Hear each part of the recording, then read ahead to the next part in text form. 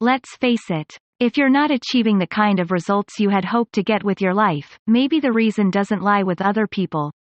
Put simply, you cannot blame other people for your lack of success. Maybe it's not a situation out of your control. Maybe it's not the fact that you weren't born with advantages, maybe it has nothing to do with any of the common reasons you give yourself.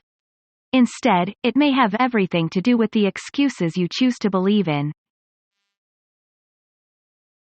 You have to understand that you are always in control of your life.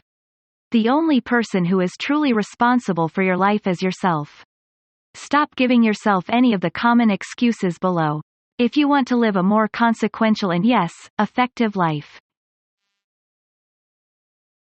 People who think this way believe that the world, and all the goodness in it, is like a giant pie. For a person's slice to get bigger, somebody's slice has to necessarily get smaller. You have to remember that if you want to achieve the best is largely defined by you. The outcome that you get out of any effort is ultimately going to be judged by you. When you say that the best is already taken by others, you're just giving yourself an excuse not to try. You are assuming that there's only a fixed amount of the best things in life. That's not true. You may come in third place and still think you did your best. That is good enough. Stop robbing yourself of opportunities for victory by refusing to even try. Ultimately, whether you came in first place or not, what matters most, at the end of the day, all boils down to whether you selected a vision for yourself and did everything you could to achieve that vision. That's going to be the measure that you're going to have to live with. That's how you determine the best. Sadly, thinking that the best has already been taken is just an excuse to not even try. When you constantly compare yourself to other people, don't be surprised if you come out looking like a loser most of the time. This happens quite a bit. Why? You compare all the best things they have going for themselves with the worst things in your life. Otherwise, you wouldn't be comparing. If you feel that you're in any way lacking or inadequate in a certain part of your life, you wouldn't be comparing that part of yourself with other people. There would not be any need to. This is why it's a bad idea to think of ultimate outcomes in terms of comparison. Instead, you should run a race with yourself. You should ask yourself, did I try hard enough? Did I believe in something badly enough to get off my ass and make something out of myself? Those are the things that you should be asking instead of constantly comparing yourself to others. If you keep comparing yourself to others, then most things that you do wouldn't matter because you always come out on the losing end. Part of what makes life fun and exciting is the fact that there are no guaranteed outcomes. There is no assurance of victory. If everything was guaranteed and success was dished out on a silver tray to anybody who showed up, there would be no point to life. There wouldn't be life at all as we currently define it. What gives life value, excitement, and beauty is the fact that there is nothing you can take for granted. Everything is up in the air. Everything is up for negotiation and everything can unfold at any time. That's why when you think that you should be guaranteed success for you to try, you're just fooling yourself. It doesn't make any logical sense. If life success can be guaranteed, then it wouldn't matter whether you tried or not. It will be delivered to you anyway. You see how this logic works? Stop giving yourself this excuse for failure and mediocrity. Your past does not define you.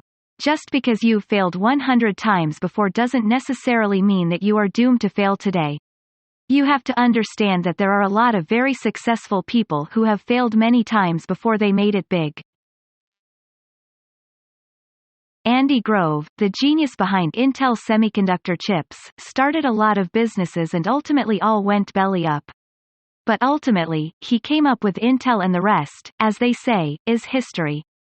Similarly, Colonel Harlan Sanders of KFC fame failed with almost all the projects he tried in life. Later in life he started a chicken restaurant and once again, like they say, the rest is history. Just because you have experienced disappointment and setbacks in the past doesn't mean that they have to define you. The only way to lose is to quit. If you keep trying to keep springing back up and you give it your best, you are still in the game. You can still turn things around and achieve your dreams. A lot of people are under the impression that they have to cheat for them to become rich. Many of them believe the poisonous idea that they have to somehow become perverted or degraded for them to achieve victory in their lives. These people have a very dismal view of victory. They think that becoming rich, powerful, and respected, all involve dirty tricks. A lot of these people are under the impression that there's only so much wealth in the world and all of this is basically inherited or passed from one generation to the other. If you were to disturb this process or come up with something new, it's because you somehow someway cheated. Well, not so fast. When you look at most of today's billionaires, the vast majority of them are self-made. Most of them came up with companies that produce solutions that didn't exist before. They earned their money. To think that you will somehow have to become somebody worse so you can become successful is really giving the whole idea of success a black eye. Because if you think that way then you automatically cast a negative light on everybody else was able to achieve natural success. I'm talking about people who didn't cheat their way to the top. They didn't hurt other people to get what they wanted. Please understand that you can remain true to yourself even if you achieve success. In fact, if you develop integrity and make it your life's focus, this makes success all the more probable. You have to understand, when given a choice, most people would rather do business with somebody who they know will stick to their word. They would rather do business with people they know that would act with a tremendous sense of integrity. These are individuals who believe that their word is their bond. You don't have to become an evil person to become wealthy. You don't have to become a person that you would grow to hate just because you have become successful. To continue to believe this excuse is really a form of self-robbery. You're robbing yourself of time because you can start to invest time and effort in achieving success that highlights your best values and your true character. A lot of people are under the impression that their relationships are all positive. What if I told you that a significant chunk of your relationships are codependencies? These are people who basically want you to remain where you are, frustrated and feeling stuck. How come? It makes them feel better about their lives. The same goes for your attitude about them. Again, it's a codependent relationship. You know it's unhealthy, you know it's not doing anybody any good, but you stay in a relationship. Believe it or not, codependent relationships are all too common. And unfortunately, a lot of people use these relationships, as dysfunctional as they are, to give themselves an excuse to not put in the work, time, and sacrifice needed to achieve great success in their lives. They feel that they are going to be losing something if they put in the time, work, and effort to achieve great success. You might want to look at the people you're hanging out with. As the old saying goes, it's hard to soar like an eagle if you're surrounded by turkeys. If you surround yourself with losers, then don't expect to become a winner overnight. How come? Well, losers talk like losers. They send signals to each other and hold each other down. The worst thing in the world for a loser is to come across a winner. A winner sees life as a series of possibilities and as an endless series of adventures. This type of talk, and worse yet, these types of ideas, scare the stuffing out of losers. At that point, they really are left with two choices. Either they believe these and have to turn their back on the life that they have built up for themselves, or they reject this as false. What do you think they'll do? Of course, they will take the path of least resistance. They are lazy, but I'm not talking physically lazy. There are a lot of hard-working losers out there. Instead, they're mentally lazy. Ultimately, if you want to reach the summit, you have to let go of the cave. You have to turn your back on the comfort of the valley and climb up the path to the summit, which is filled with danger. There are all sorts of scary things along the path, but that's what makes it exciting. Unfortunately, losers have no way of knowing that. They couldn't care less. They feed self-reinforcing lies to their friends. And if a friend of theirs decides to break free, that person is excluded. That person is no longer part of us. You have to be able to choose to break free, because not all your relationships are good for you. Achieving any kind of success requires sacrifice. Ultimately, it boils down to a key question: what am I going to have to give up to achieve the kind of life I want for myself? This is not an option. You will have to give up something. You may be thinking that you're just giving up time. Well, think again. Time is actually the most important and expensive asset you will ever get to own. Why do you think you even have a job in the first place? That's because your boss is buying your time. Obviously, he cannot scale up his time, so he has to buy the time of other people. That's how employment works. People trade their time for money. We understand that if you are looking to achieve big things with your life, you have to, at the bare minimum, sacrifice time. Are you willing to do that? Now, to correctly answer this question, you have to think about the situation like an investor. What kind of return am I getting from my current sacrifice of time? It doesn't really matter what you do for a living, you're already sacrificing a plan. That's a given. The question that you need to wrap your mind around is whether you are making the right sacrifices. Are you trading in your time for the most optimal results? Maybe if you invested time in that startup idea of yours, you would get a better return. Maybe that's the way to go. So always look for what you're getting for what you're sacrificing. Always understand that you are already sacrificing. This is not an option. It's already happening. Instead, focus on the right question. What am I getting for what I'm putting in? Is this the best that I can do? If the answer is no, then you can make better sacrifices. This is the ultimate cop-out. You're basically saying that if you're faced with a challenge, you just don't have what it takes. It's like you're playing a video game and you just reach for a power button and you shut down the box that you're using. That doesn't make any sense when you're playing video games, and it definitely doesn't make sense when you're trying to live your life. Look at what you're doing. Look at what your capabilities are. Understand that these are works in progress. Sure, you may not have the skill set right now to achieve great success, but that doesn't prevent you from getting the right skill set in the future. It doesn't prevent you from taking action or trying. When you say to yourself that you just don't have what it takes, what you're doing is you're freezing your potential to what you have now. You're basically allowing your limitations to define you, not just at this point in time.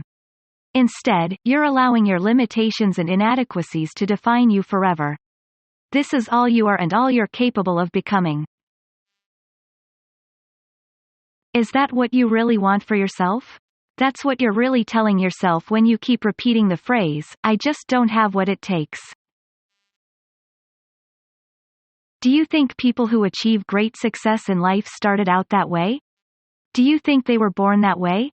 Of course not. In fact, in many cases they had far more disadvantages than you. What changed? Well, they decided to change. They decided to go for it. They decided to make the right sacrifices and to take on the right challenges. That's how they ended up on top. And guess what? You can do the same. A lot of people have it in their heads that success really boils down to being at the right place, at the right time, doing the right things to produce the right results with the right people. Don't get me wrong, this is a very appealing idea. Seriously, if we were to boil all of life down to just a simple matter of dumb luck, it will simplify life so much. Why? People don't have to try. Why do you have to put on your pants to go to work and put in effort? You don't have to do that because it's just a question of luck. Either it's going to happen or it won't. There's nothing you can do about it. So the best thing you can hope for is to just sit back and do whatever you're doing, and just hope for the best. In other words, you don't have to change. You don't have to work, you don't have to risk anything. This is the ultimate cop-out. You're basically insulting all the hard work people from all over the world do to better themselves or create better realities for themselves. You have to understand that life is not set in stone. The people you think are very successful now and who seem to have it together may not remain at the top. There are always ambitious people who are trying day after day, week after week, month after month to do whatever it takes or however long it takes to achieve the kind of life they demand from themselves. Ultimately, something has to give. Ultimately, they make it. And to think that this is all luck is really a big disservice to yourself. The more you believe it, the more you will remain stuck. You just end up contenting yourself with one excuse after another. This type of thinking reduces the world into two camps, winners and losers. Well, what if I told you that today's loser can be tomorrow's winner and vice versa? You have to remember that victory is a choice. To get that victory you have to pay your dues. You have to put in the work and do whatever it takes for however long it takes. It's not something that happens overnight. Success requires time.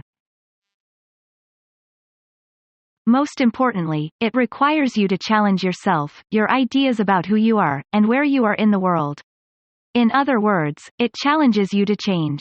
To think that just because some people are born to win, that trying is not worth it. That is the worst form of cop-out. It really is basically just telling yourself to not even try. Because you were not born with advantages.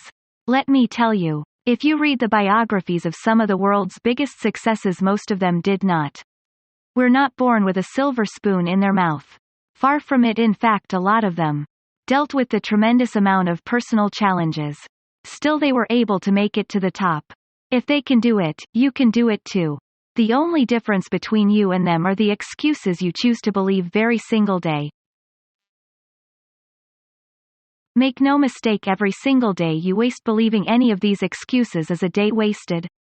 Stop robbing yourself of the victory you could otherwise be enjoying by disabusing yourself of all these excuses. Identify these excuses in whatever form they may take. Get rid of them. Focus instead on today and your big vision for your life. Give it everything you've got. Resolve to become a more effective person.